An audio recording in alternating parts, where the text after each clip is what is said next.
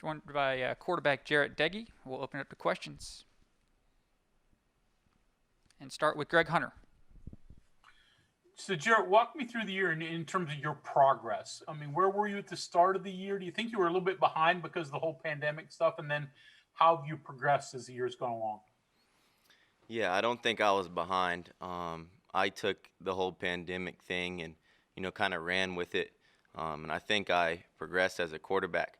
But the first two Big 12 conference games, I think I was just trying to do too much, trying to, put the whole team on my back. And now I'm just kind of making confident decisions, decisive decisions, and just playing within the system, and just making things easy and not trying to make it too hard.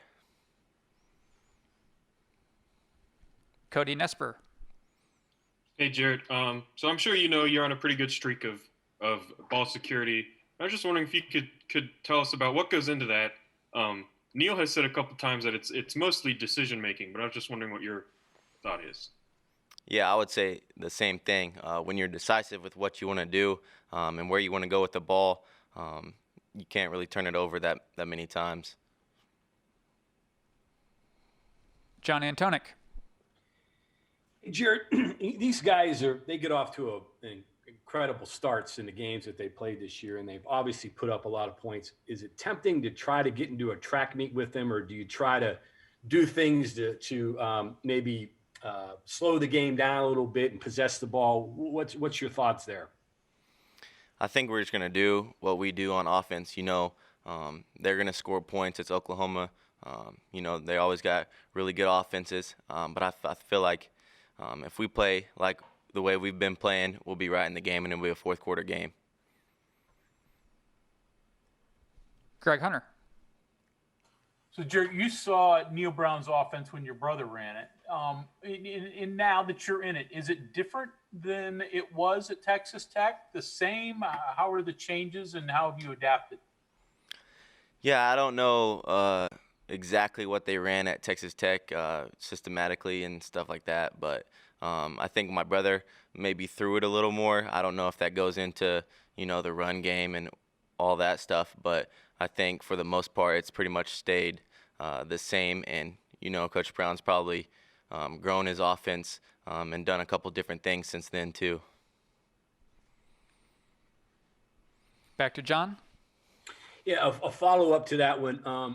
As a quarterback and as an offensive player, do you have the defense in mind at all when you're thinking about how you attack Oklahoma? When I say defense, your defense, not Oklahoma's defense, when you're attacking a team that scores the points that they do with Oklahoma? Yeah, I think with a defense like ours and how well they're playing, I might not have to force the ball, and I can take a sack, and, it's okay to punt sometimes. So having a defense like ours, maybe for me, I don't have to force things as much. Mike Quezada. Jarret, how are you? Good, how are you? I'm doing great. Hey, you've talked a bunch about your brother and watching him and seeing him go through things in college. He had a difficult time with interceptions for a while there, and I remember reading about it before West Virginia played him. And he also had great success too, and it's easy to remember one than the other. But I'm wondering what you remember about that struggle he went through and how he dealt with it and how he emerged in that, because it sounds like you learned a thing or two about that.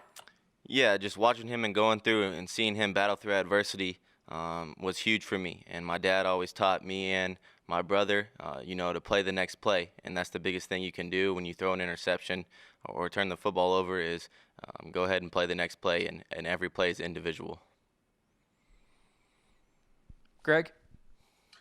You've been in the college game for a while now, but is it hard initially to be away for the holidays, Thanksgiving, Christmas? You're often not home with family. I've been doing it for a while now. Being at Bowling Green, I didn't get to go home until Christmas and summer. I get about those two and spring break off, and that's okay with me because I'm living the dream of playing college football. My parents know that, and they love it too. So I'm just glad to be playing college football, and, I'll get plenty of family time after I'm done. Go ahead, Cody. So Neil made sure to note that this is the first night game that you guys will play since he's been here. Just what's different about playing a night game? Yeah, I don't think there's too much different. I think you'll have a little bit more adrenaline going at the beginning of the game. I think that once a couple plays are played, that kind of wears off and it turns into a normal football game. But it's obviously exciting to play at night in front of the lights, and I wish all the fans could be there. But to me, it's going to be a normal game.